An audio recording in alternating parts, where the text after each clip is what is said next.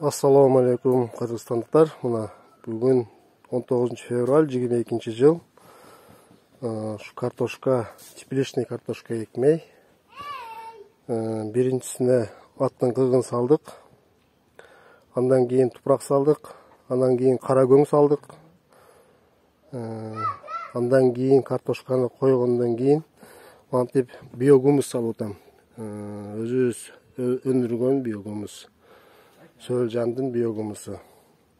Шунту эксеңиздер, күнөс кынага 2,5 айда картошка пышат экен.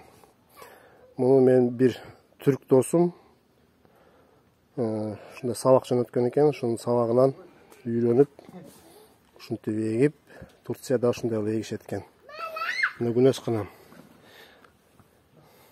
Бул жагына азыр көкчө эгебиз.